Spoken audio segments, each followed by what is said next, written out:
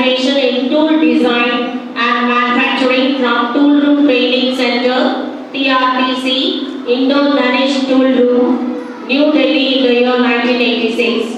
Worked as tool room engineer for a period of 1 year, 1986 to 1987, in Mercer's Siemens Limited, Mumbai, and also in Mercer's Vijay Tooling, Hyderabad from 1987 to 1988. Vasanta Tool Crafts Private Limited in the year 1989 and started Mercer's Renuka Plastic Crafts Private Limited in the year 2001. Vasanta Tool Crafts Private Limited has today emerged as a favorite supplier for its high-profile customer base in India and abroad.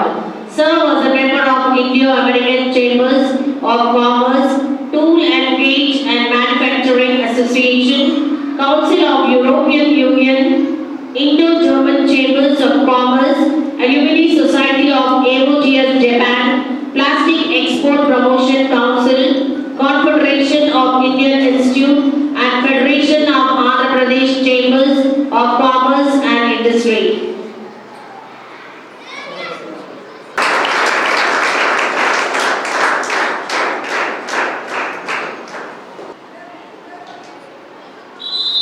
Respected members of Rbvrr Society, respected faculty members, dear students, vice chancellors, a very good morning to all of you. Thank you. So, I was here actually about 2 years back.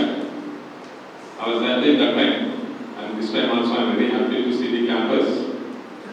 A private institute with such an elaborate arrangement and such an elaborate area and various buildings and infrastructure, etc. Normally it's a rare incident. So all of you are lucky to be part of this institute.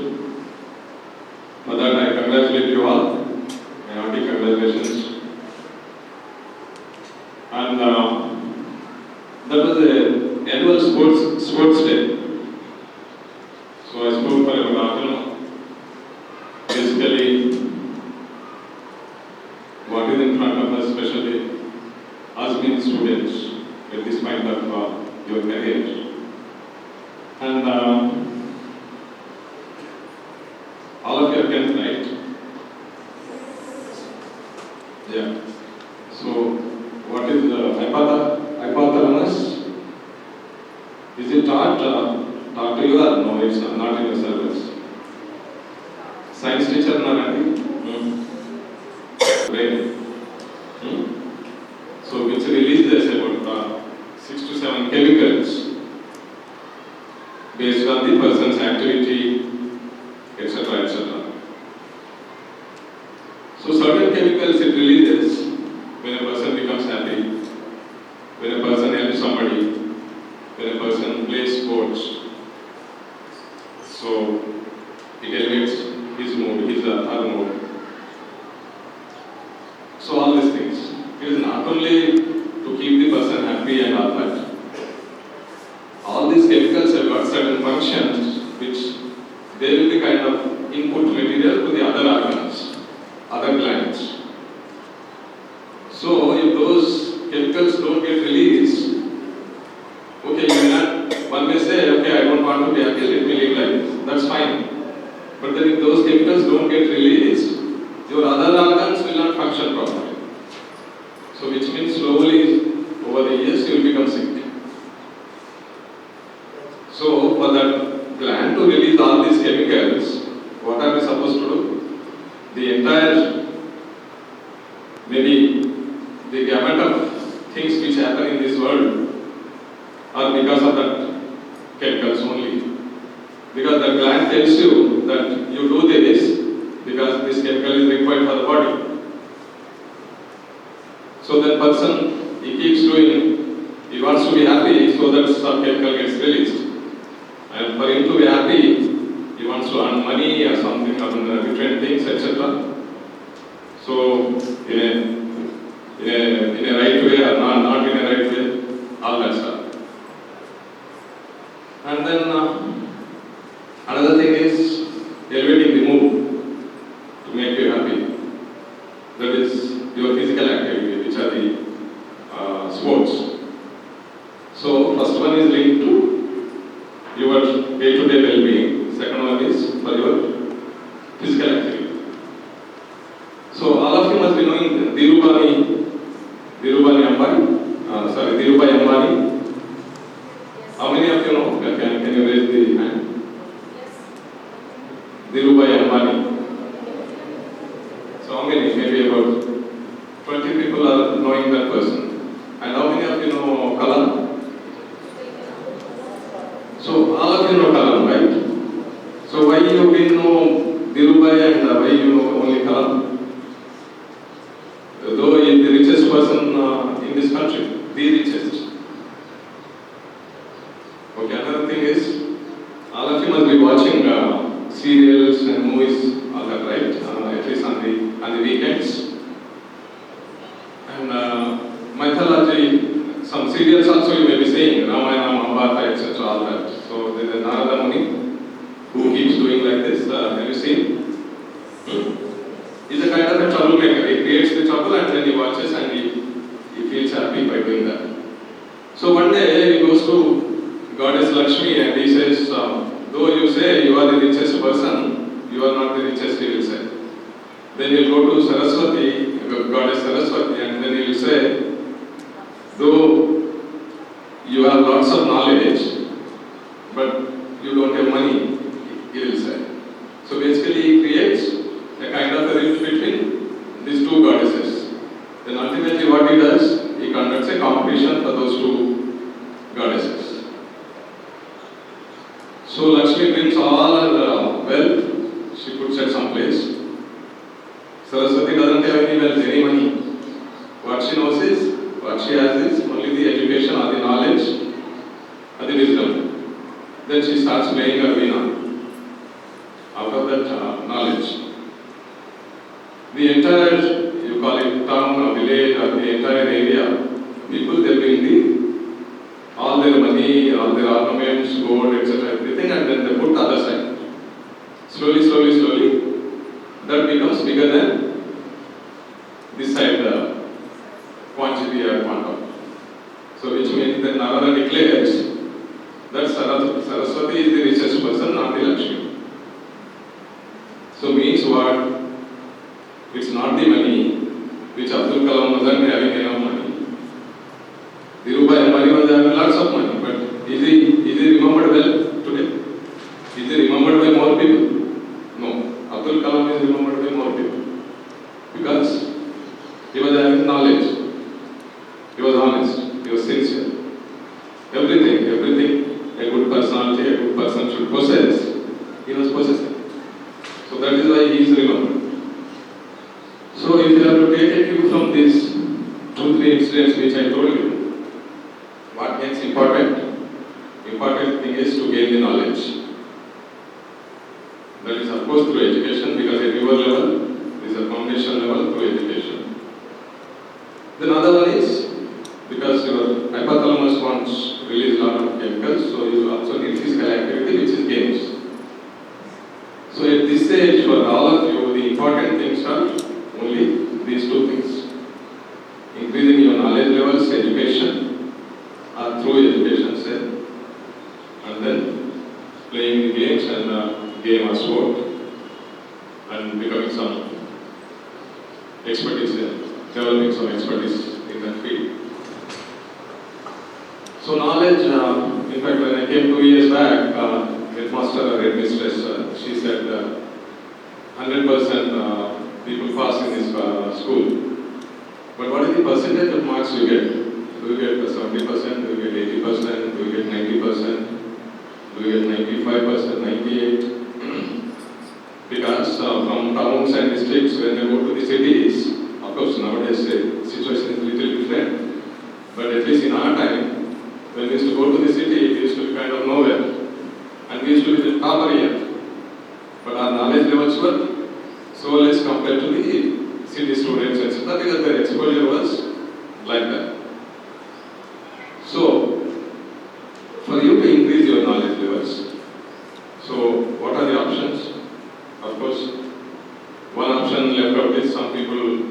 very good memory, they are lucky. God gives some people a very good memory, so they can mug it up. They can just listen once and then they remember and they reproduce in the exam. But reproducing habit is also not good, because if your process stops at one point, then you can't proceed further. Then you have to leave that question and then go to the next question.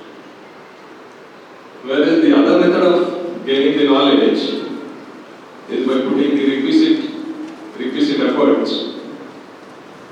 So how is that? By focusing, by listening to the teacher while he is teaching in the class. And when you go home, again you review that, whatever has been taught in the class. Even yesterday's subject also you are supposed to review a little bit. You call it a recapturing, right? Even when the serial restarts after the intermission, they go back a little bit, right? So likewise, you need to recapture what he had taught you yesterday and what he had taught you today. And even to the extent that tomorrow what he can teach me. Little bit. So that the curiosity is there in you. Without curiosity, a student must possess a curiosity, the curiosity. Otherwise, your life becomes routine and it's boring. You won't feel like going to the school. When will you feel like going to the school? If you have the curiosity to learn, to know more things. And when will that come? If you review what has been taught yesterday, what has been taught today, and what you are going to be taught tomorrow. So if you know those things, then your curiosity will increase. And with that curiosity, your understanding will increase, your knowledge will increase, everything, whatever you thought about Kalam, etc. So it is something like, other day also when I came here, I gave this example, because you are at the foundation level. These teachers are supposed to lay a strong foundation for you.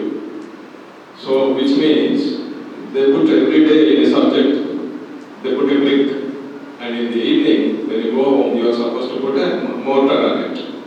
So that the next day brick, when it keeps, both get glued and then you are developing a strong foundation for yourself. That's how it is just one analogy or one example. You can have lots of examples. But basically what it says is, you have to be attentive in the class.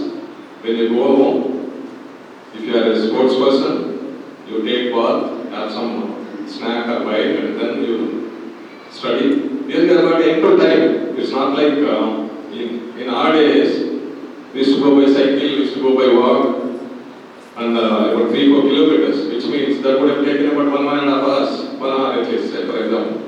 So we would have lost to and fro, 2 hours we would have lost.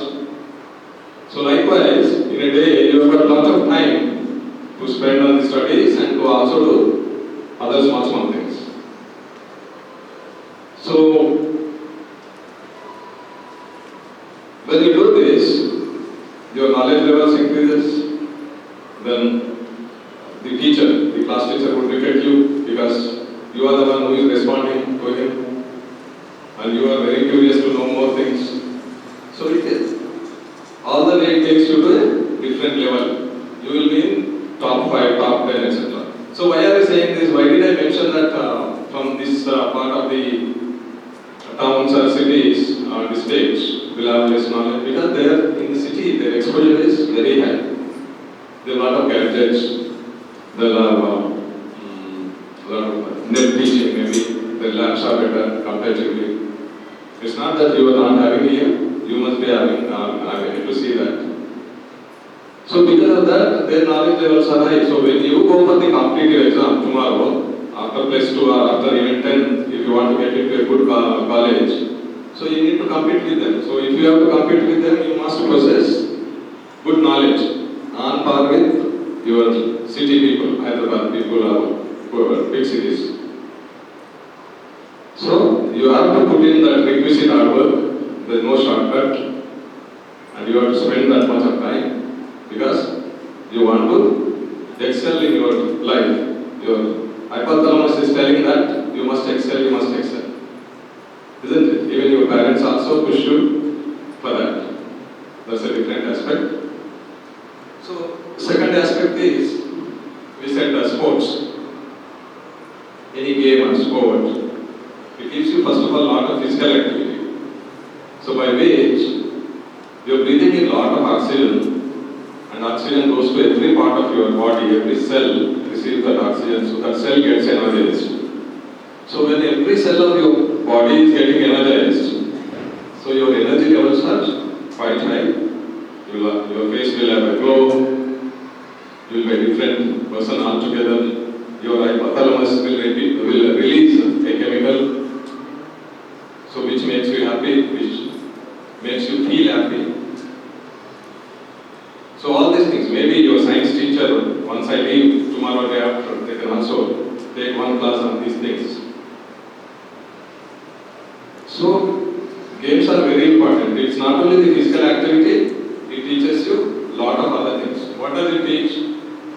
If you are playing if you are part of a 10 and 10, 20 people, so at least, okay, consider 10 people one side. So you are part of a team. So it teaches you how to be a part of a team and how to accept defeat, how to accept a winning. It should not get into your head.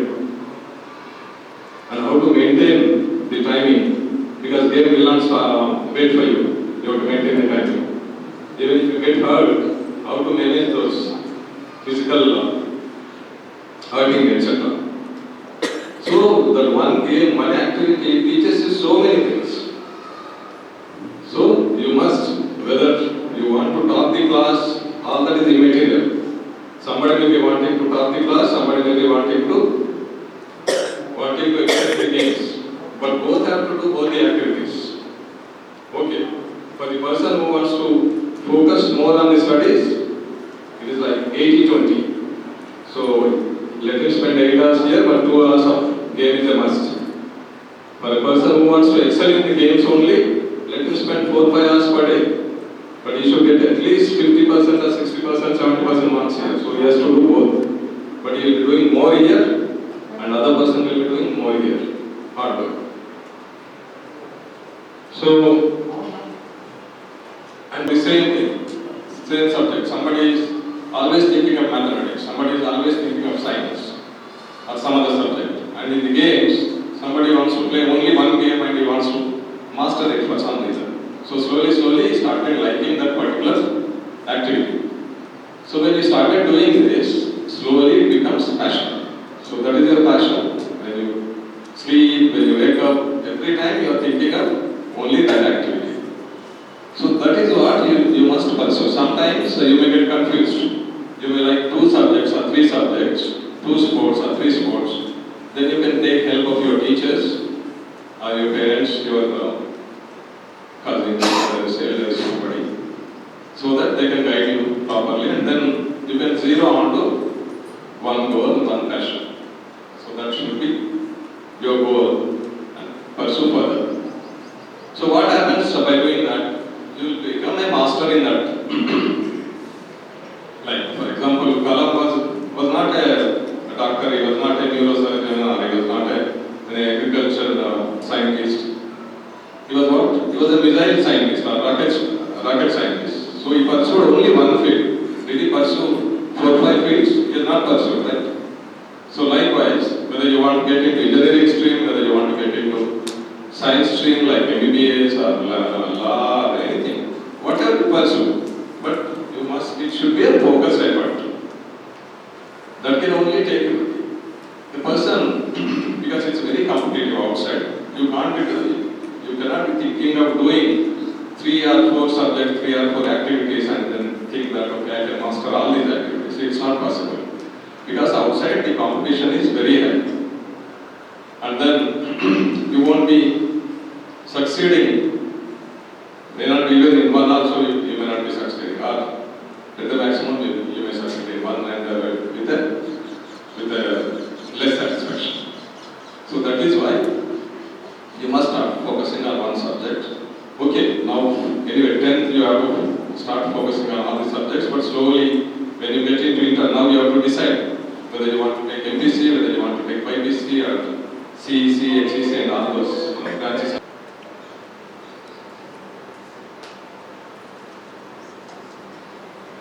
Yeah, while talking about the passion, I forgot to mention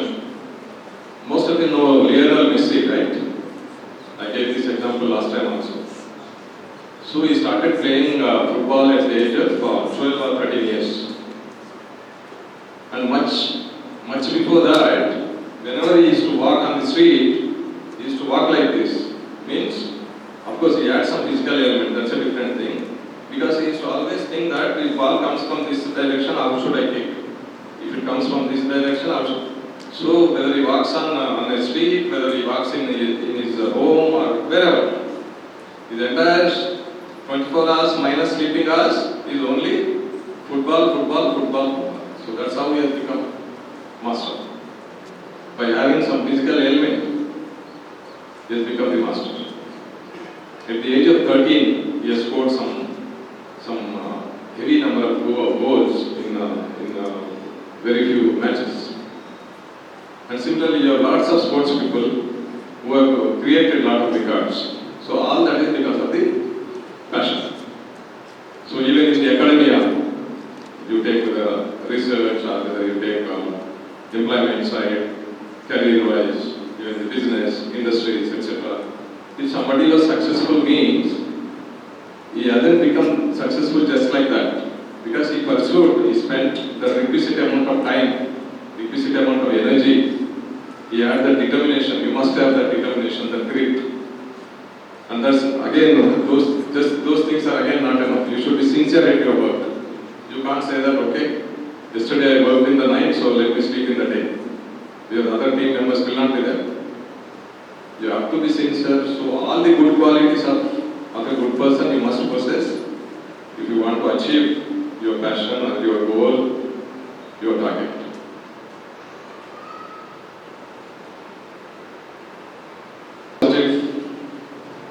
At this age, of course, I don't say many of you are having negative thoughts, but all of you must possess positive thoughts. Even your teachers should teach you only positive thoughts, and you should start speaking. Just now I said respect yourself and love yourself. Speak to your mind, your body, so that mind guides you. If you are doing something wrong, mind tells you that you are doing something wrong. So you have to listen to your mind. You cannot bypass or you cannot kind of not listening to the warning which is coming to you from the mind. So then what? That means you are not doing what your mind is telling, so you are slowly, you are deviating from your goal or your passion, and then you are getting into a bad path.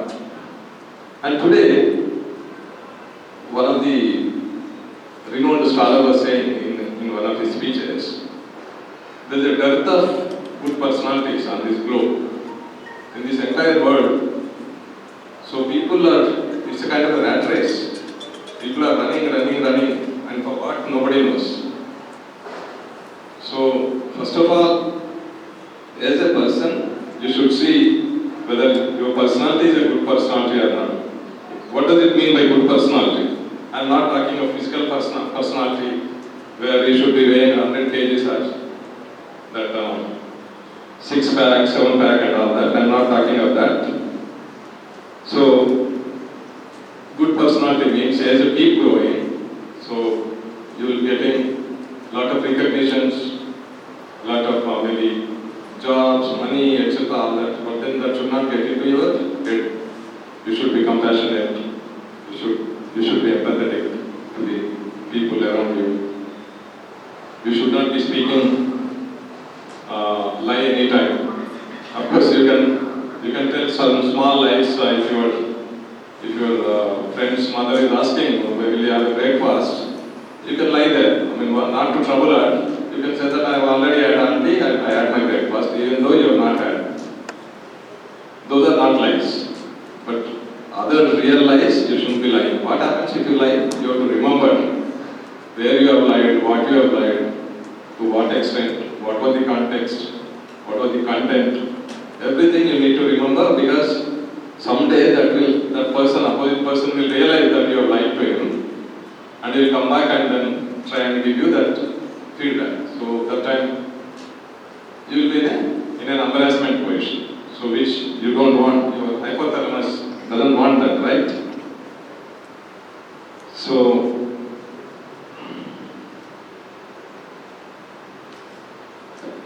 Be humble, first of all, respect everybody, be on the ground.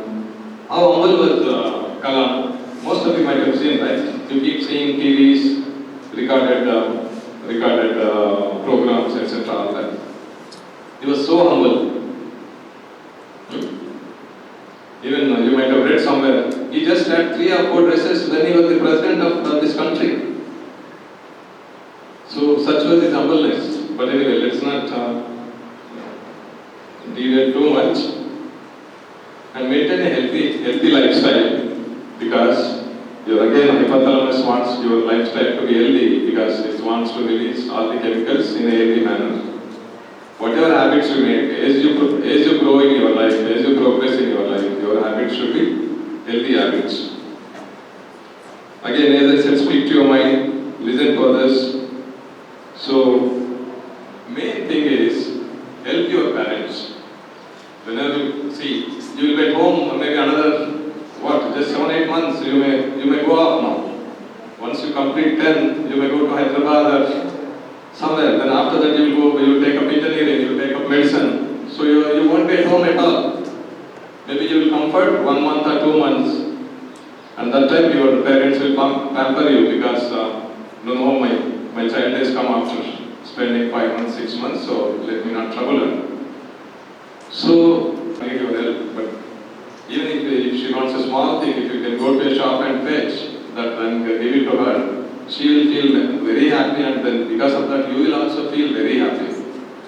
And then your hypothalamus would release a chemical which will make you again happy. So that goes a long way, because when you grow up also, your mother and you will be discussing, and that would become your kind of a library of memories. So when my mom wanted this, I fetched her, I was happy, she was happy, all that stuff, right? Don't you do this? Doesn't this happen at your home? It happens, right?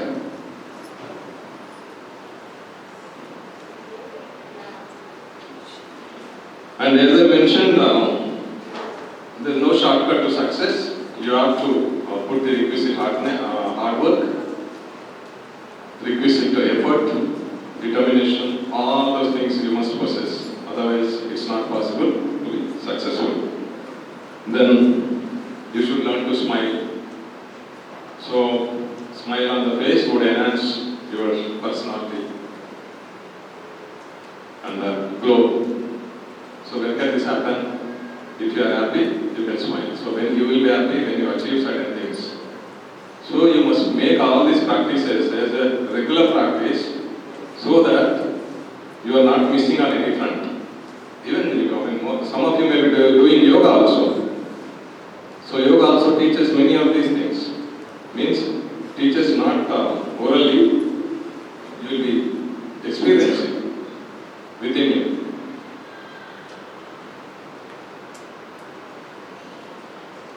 And then personal hygiene. If you are a sports person, definitely you must take a bath twice a day. If you are not a sports person, also you should take bath twice a day at least. But okay, that will leave it to you. You must brush your teeth vertical, not horizontal. Your gums would get damaged. You should properly, neatly dress up, properly comb your hairs. That's what makes you little different when you are in a group, isn't it? So when you go to a place too, you cannot be with hatch things. So that will put you down among other 50, 60 people. Normally in place two you won't have 30 people there, you will have 60 people. Your Chaitanya Narayana will have 60 people. So in 60 people, you also want to be different, to be identified. So you must possess all these qualities. Now, of course, little bit of speaking I want to do teachers, but once all of you leave, I can do that. That's not a big thing. And now I can take up any questions if you have any questions. I understand much about how an industry looks like, how an industry works. For you to have that idea, I I can run that video. If you have any questions, I can.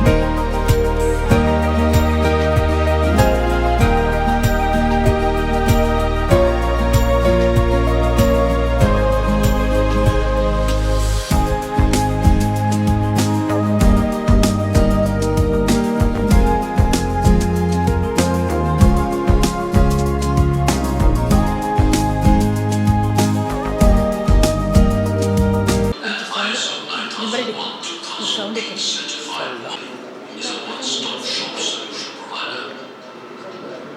Established in the year 1989 in Hyderabad, India, with a backup of proven expertise and most sophisticated manufacturing setup, Vasanta has successfully designed and manufactured high-precision plastic injection molds. Vasanta has an excellent track record of building high cavitation and critical 101 class molds with some very challenging cycle time demands, and has been successful in aligning to the demanding requirements of customers across the globe.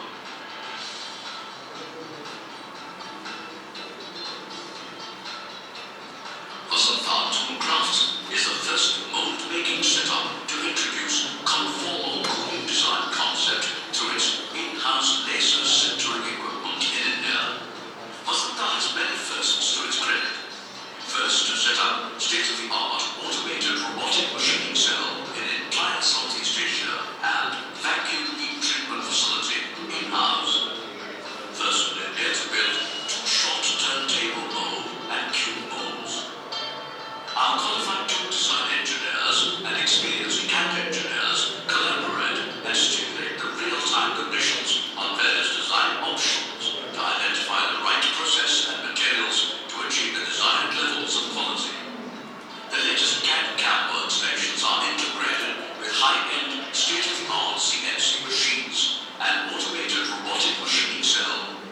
This ensures cavity-to-cavity and mold-to-mold interchangeability of the inserts. Vasanta Crafts has a robust quality management system supported with sophisticated metrology equipment to measure both steel and final plastic product with high degree of accuracy. The molds are tested in the right molding conditions to achieve optimum cycle times. The stringent quality process helps us to meet global standards. Vasanta Crafts' quality has been appreciated by customers from various geographical locations. Vasanta Crafts currently caters to the FMCG segment in a major way, along with healthcare and consumer durable segments.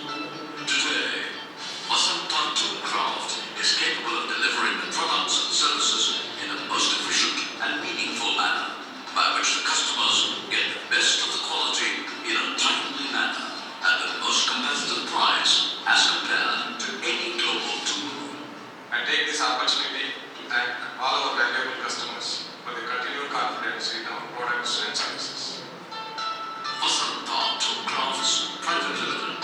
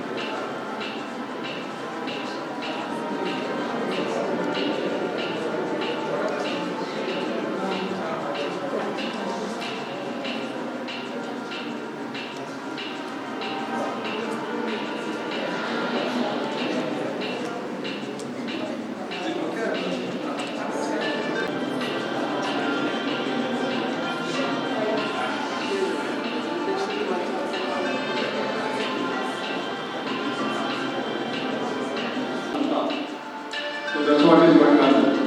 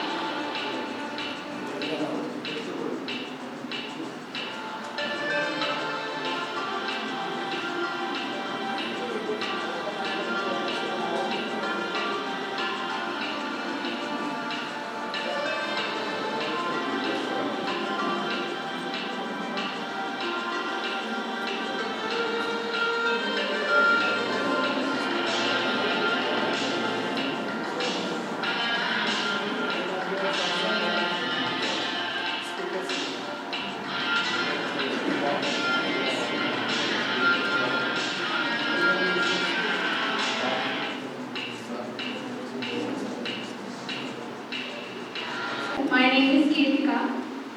Your speech today was very wonderful and very motivating for all of us. I thank you on behalf of all my fellow students for motivating us. So I want to ask you one question that what is the role of industrialization in India and how do industries contribute to GDP in our country?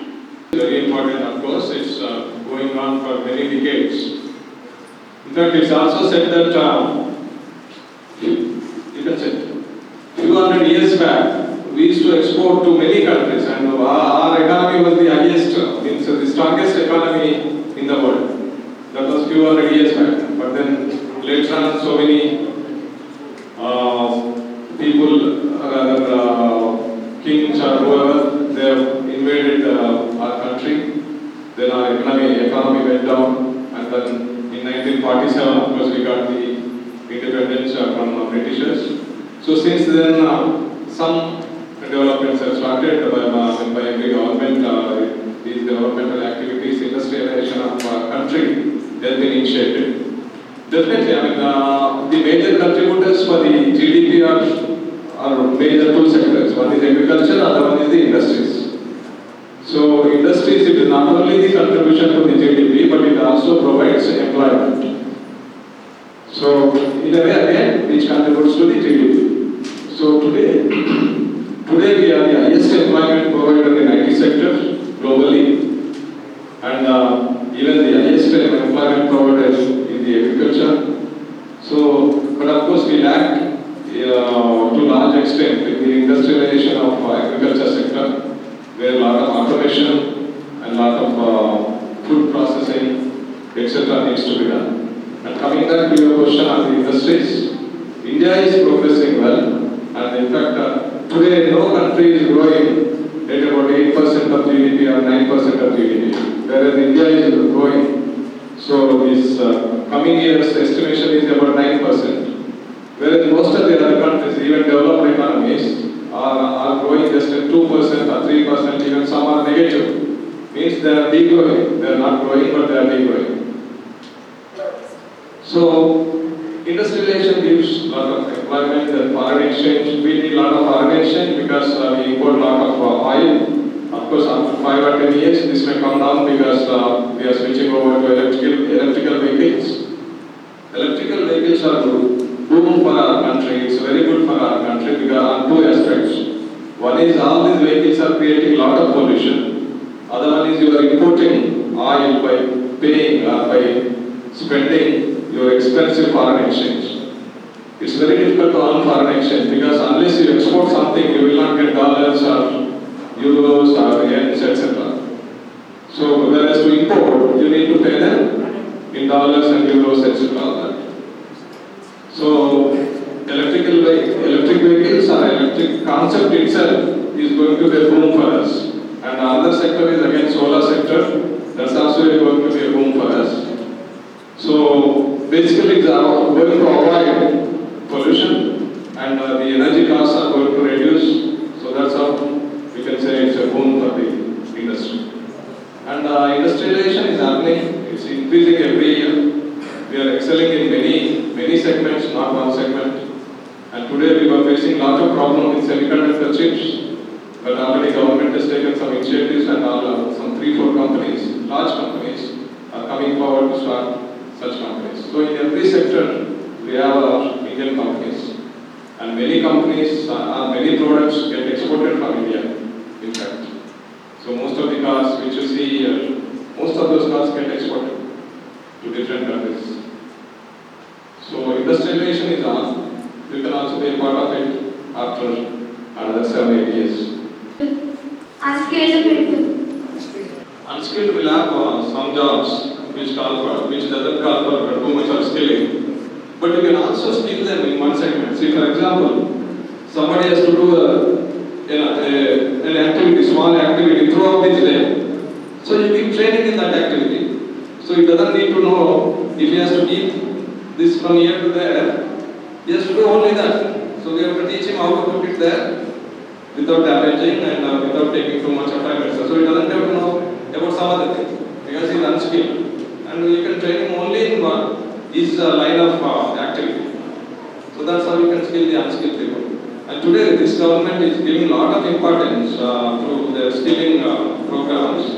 And lots of institutes are coming up, multi-skilling in fact.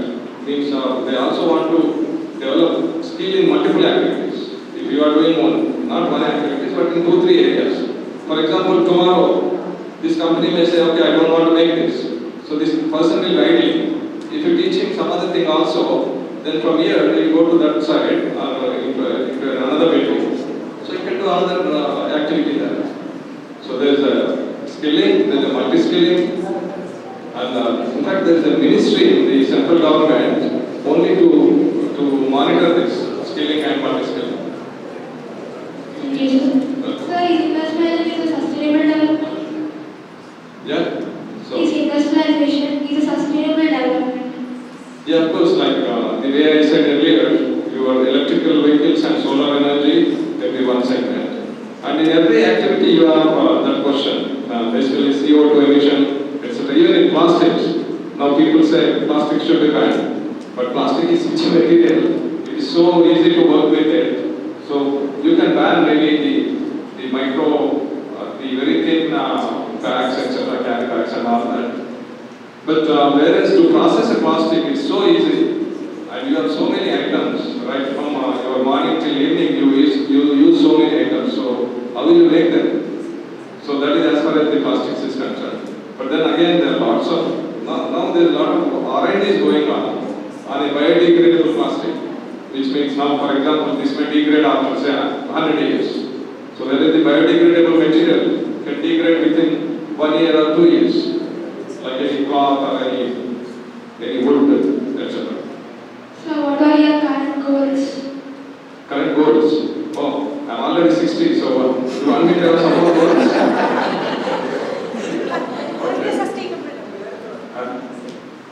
So, yeah, I can elaborate.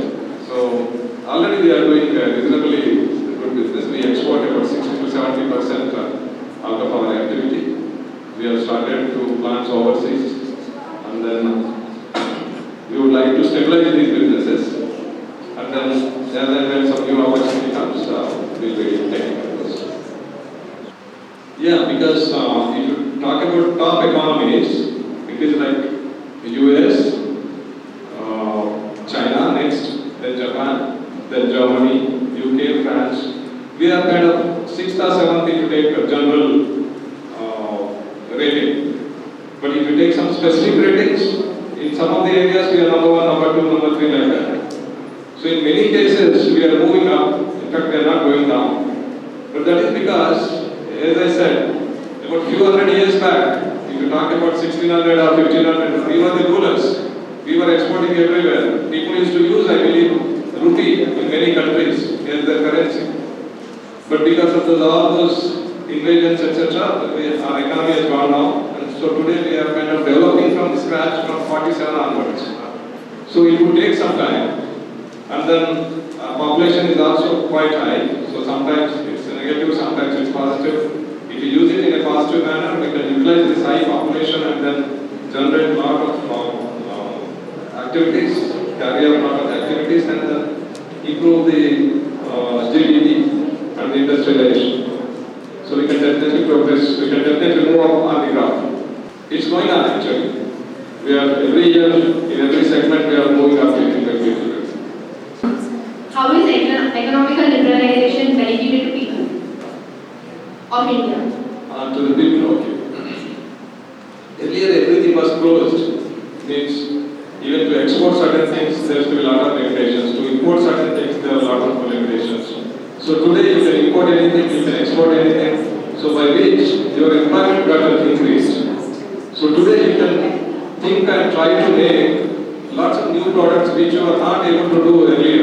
If you talk about say 20 years back or 25 years back, in fact this during P.V. Narasimha Rao Garu's Prime Ministership, where Manmohan Singh was the finance minister, so he opened up all the economy. Earlier there used to be a lot of rentalism, there used to be, when we imported our first machine we paid 55% customs duty. So today it's about just 11% or 10% of customs duty. So likewise, liberalization has helped us in many segments and we are able to export so many IT products, IT softwares. And our people are able to go there and work. Earlier, how many people used to go and work? Of course, maybe you were not born at that time. If you talk about 30 years back, 40 years back, hardly any movement between the countries. So today there are lots of movement of the people, products, services. So all because of liberalization. How to control? Yeah. So kind of you have reached a level where you cannot come back. So there are big countries, developed countries, and they can outreach smaller countries. They don't talk about their emissions, but then they talk about smaller countries' emissions, etc. But once this EV comes up in every country, a lot of CO2 emissions are going to come down. And then every country is talking about it, and everybody is initiating in a small way, some small steps. But then they will be forced to do, because global warming is not only just the warming the weather or the temperature, but it's creating a lot of other problems. Suddenly you will find earthquakes, you will find landsliding, you will find heavy rains, you will find no rains. So it is leading to so many difficulties, so many things. So people are realizing it, but again, so at top level people have to make some concrete decisions and then they should implement on the level in the system. In fact, we keep joking. So, for example, 100 presidents from 100 countries, they come in a big jumbo jets, big flights. Some presidents may have 2 flights because one for him, one for his staff. They go to Switzerland to discuss what? CO2 emission. They already used 100 planes to reach Switzerland. So this is a fact of life. So, but slowly, of course, people are realizing, and then some good news we make it.